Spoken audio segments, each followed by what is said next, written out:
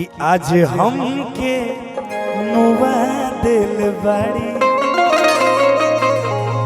रुख से पर्दा हटा दिहल बाड़ी कि आज अच्छा कटी दिन बुझाता कि आज अच्छा और कटी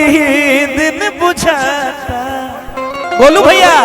कि भोर ही मुस्कुरा दिल बाड़ी कि भोर ही मुस्कुरा दिल बाड़ी कि आज हमके मुआ दिल बाड़ी कि रुख से पर्दा हटा दिल बाड़ी कि आज अच्छा कटी दिन बुझाता भोर ही मुस्कुरा दिल बाड़ी वो भोर ही मुस्कुरा दिल बाड़ी वो भोर ही मुस्कुरा दिल बाड़ी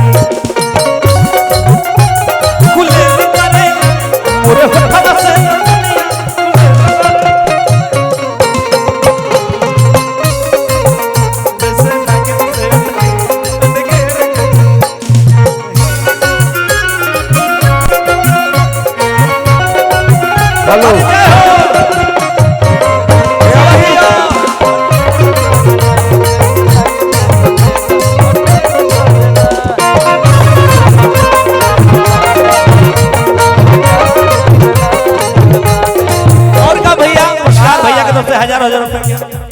और कि आज मैं कदा जाए के नहीं खे। बोलू भैया कि आज मैं कदा जाए के नहीं खे कि आज मैं कदा जाए के नहीं खे काहे से कि आँख से ही पिला दिल बाड़ी हो रही के सनी भैया के जोन गाना लिख देनी अमर हो गई कृष्णा भैया के तरफ से पुरस्कार में हजारों हजार रुपया के ए जानू उहे लिबास में हमरा से मिले ए जानू उहे लिबास में हमरा से मिले तू जब नामे तू डोली में जइहा जब नामे तू पिया घरे जइहा ए जानू उहे लिबास में हमरा से मिले अइहा तू ए जानू उहे लिबास में। देखिए अपने के सोनू यादव भैया की तरफ से पुरस्कार आशुतोष भाई की तरफ से पुरस्कार बार बार वंदन अभिनंदन प्रणाम।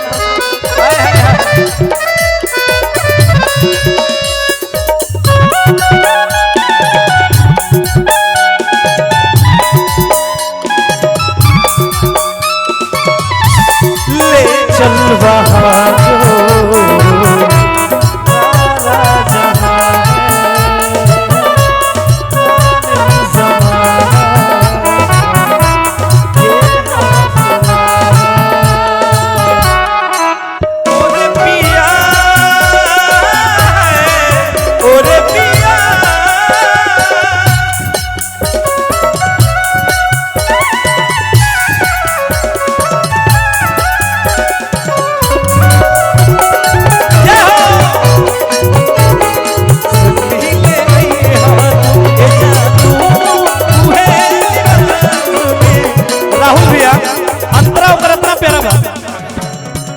सनी भाई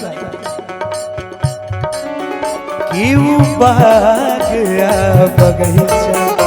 सब सुने लागिला तू प्यार वाला गीतिया बेधुन लागेला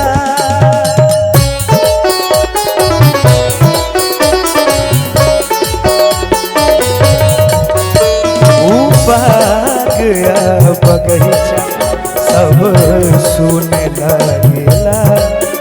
ओ प्यार वाला गीतिया बेधुन लागेला